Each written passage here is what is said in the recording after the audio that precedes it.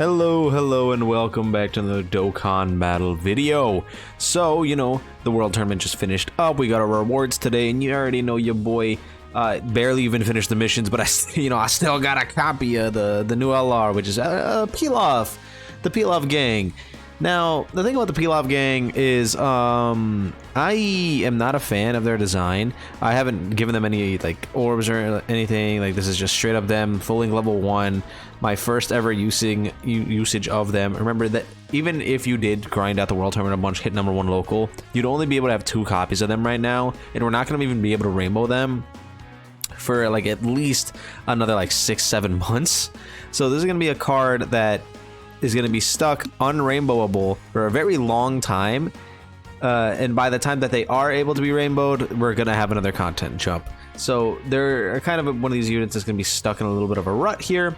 But yeah, there's a couple things I just want to mention about them that I really don't like, mainly their super attack effects. Both of them, they just give attack, 30% attack on both super attack effects, which is like not optimal anymore. We really want you to get defense on super. And then their whole passive, I believe they're the second character to do this, where they have different, well, actually no, third character, because Mekigura does it as well, that gets different effects based on what color of orbs you pick up. If you get AGL key spheres, they get a mix of attack and defense and an additional super attack. If you get only tech, they get dodge and defense, and if you get only STR, they get attack and crit. So they're kind of like a unique character, one of those like uniquer characters where you're gonna have to decide what kind of orbs you want to get before you even decide what like you're doing. And in terms of like actually have to like really plan it out. And I am not a fan of that. I think if you're gonna do it, not only does the character have to already be making orbs. Okay, actually, we'll listen to this.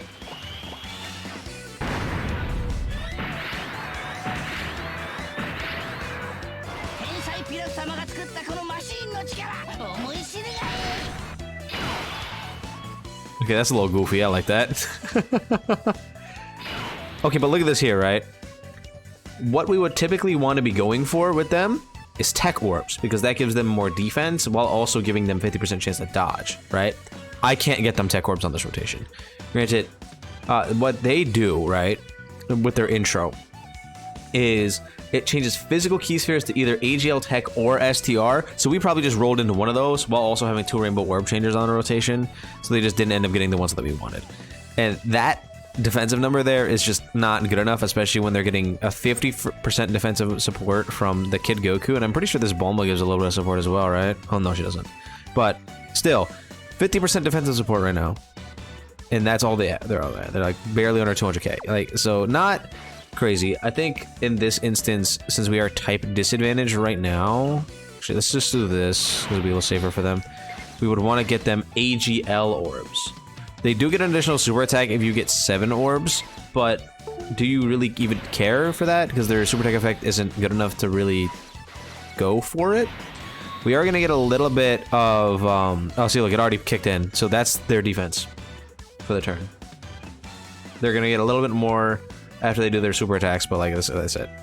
But like, do you even care about getting them an additional super attack if they're not getting any other defense on it? Kid Goku is going to give them a little bit of damage reduction as well. 6.6, that's not great, but it's also not like the worst thing ever.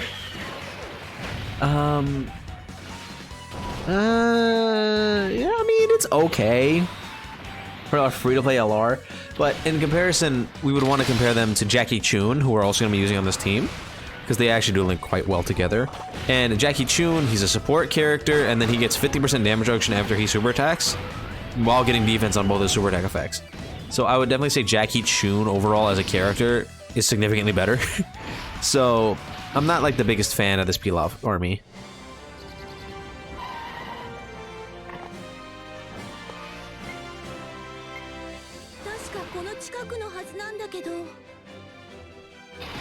Now, optimally, what we're going to want to do is we're going to want to get Bulma on rotation with them, because Bulma is going to share like the big links while also being able to sit in slot 1 and make it so that they're going to be completely fine. And of course, she's Bulma, she's going to be giving them support as well.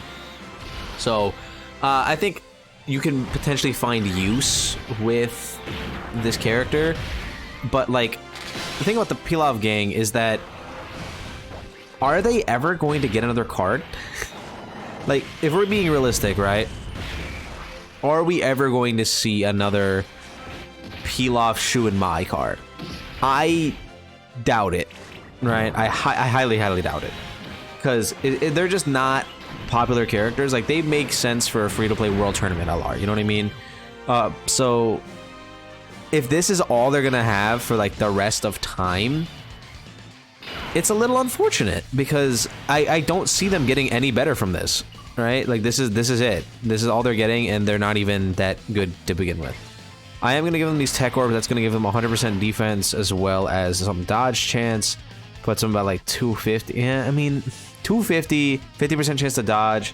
They're gonna get... If you get an 18 key, they're essentially getting 40% attack and, or 80% attack and defense when they do their 18 key. So, I mean, like, they have potential to be all right. It's just everything is too low. I think if, in addition to all that they were doing right now, if they also had, like, even like 5% attack and defense per orb collected, I think that would make them significantly stronger, because like their just stats are just not high enough. And especially when you're considering all the content that we've been getting recently, a lot of the hard fights, they end up having AoE attacks, and then, which means that this character who's getting a bunch of their defense on, you know, on super attack, it gets a little unfortunate for them. 6 million into a 3 million, it's just not high enough. And yes, this is a 55% character, and yes, they're like a level 1, right? So obviously these numbers could be a little bit higher, but at the same time, right, they're not even that good to begin with. So it's a little rough for them. And now I'm not gonna sit here and be like, oh, I'm a big PILAF fan and I really wanted PILAF to be crazy, but for a character with as much importance as PILAF, they were, I mean, again, he was the main antagonist of the entire arc in Dragon Ball, plus the fact that he's the entire reason that, you know, GT got kicked off. You would think that they would at least give them like a little bit more respect in their kit. Their animations, I think, look really, really good. It's just that their kit is not the best, which I think has been like a consistent problem this year. We've been running into these situations where a lot of characters are just not as good as they probably should be, where they're like, it seems like they're missing like a few like points here and there, a couple percentages here and there, you know what I mean? Where it's just, they're not quite done. Like, they, in their most peakity peak situations, they'll be crazy. But any other time and they are kind of mediocre, that happens a lot, and I just don't think that's a very good way we should be designing characters. So with Bulma's 1.7, we do gotta grab orbs again. I am gonna grab tech orbs. How many tech orbs do I need? It's just a tech orb, right? So that they can get their dodge chance, because I don't think they're gonna be even remotely viable without that. It's just, okay, maybe when they're rainbow they'll be good, right? Maybe give them full dodge, obviously, because this character is not doing damage and they have the ability to crit and do additional supers anyway. So we give them full dodge, that way they have even higher chance to dodge, and they should be relatively alright sometimes, I guess. This is the first time we're actually going to see them take damage, though, because this is one of the only fights where you can stun the boss, and they can stun, so we do have that going for them. It's just, they're just not good enough, I think. They're taking it fine. I don't know what the calculations would be. Oh, how they eat the super attack. I guess we'll find out here, right? They didn't dodge any of these attacks, by the way. Yeah, 400k, that's just not good enough. Right? It's just not. Granted, they could have dodged it, right? It would have made us take a little bit less damage, but that's just not enough. Sad day for the boy PILAF. He did not get a good card. I do think that they need to make these little like niche cards a lot better. If you're gonna have a character like PILAF or like the Universe 2 girls, right? Characters that we're not really gonna be seeing another version of, they need to be a lot better, especially if you're gonna restrict them as well. Granted, this card is not restricted. The only thing that they have that's really restrictive is if you're fighting a Goku, they guaranteed change int to AGL or tech or STR. So I mean, like, there's that in their passive that they can do, but do you really care? Is the thing. So I don't know. Pilaf does not impress me whatsoever. Basically, is what I'm trying to get at here. Very unfortunate for the boy.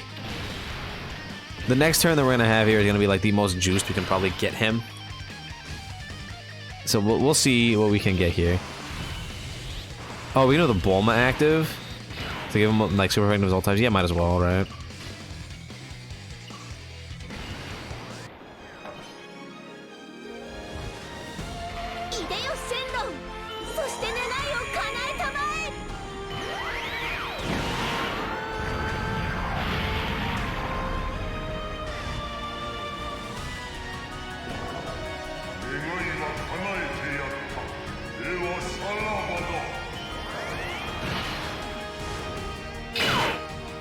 Cool.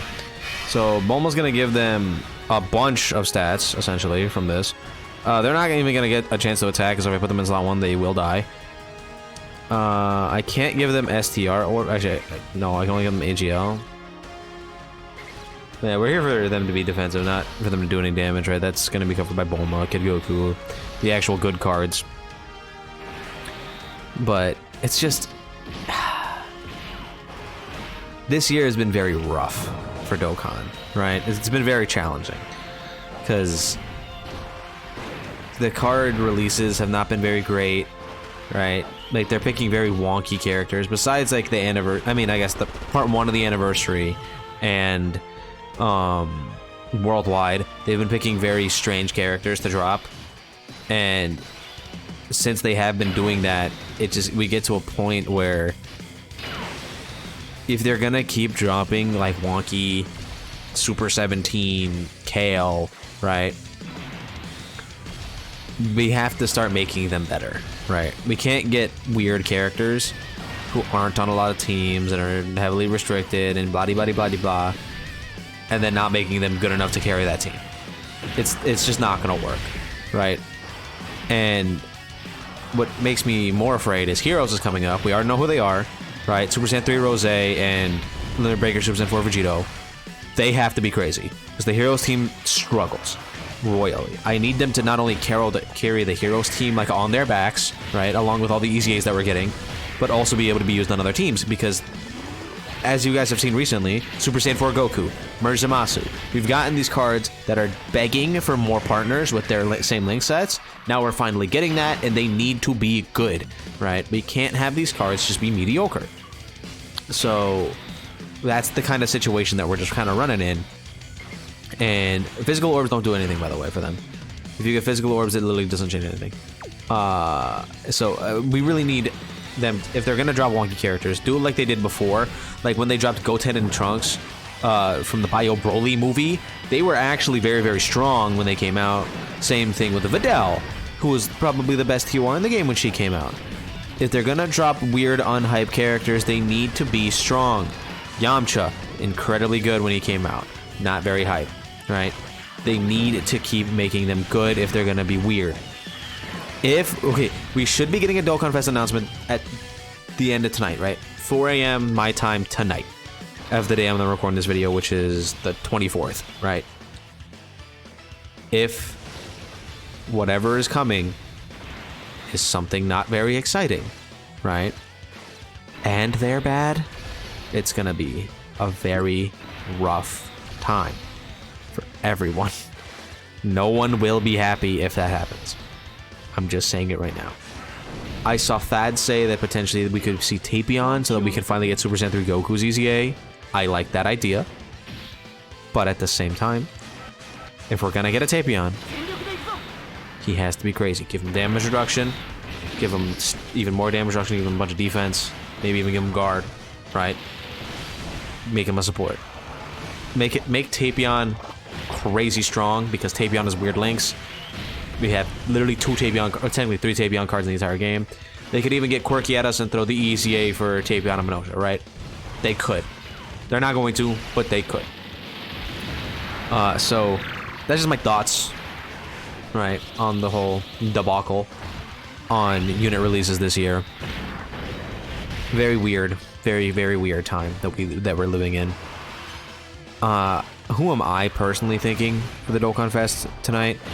Typically, they end up relating to heroes this time slot, right? Last year was Bardock, who was like Entrusted Will and stuff. So, and he kind of fit with the theming.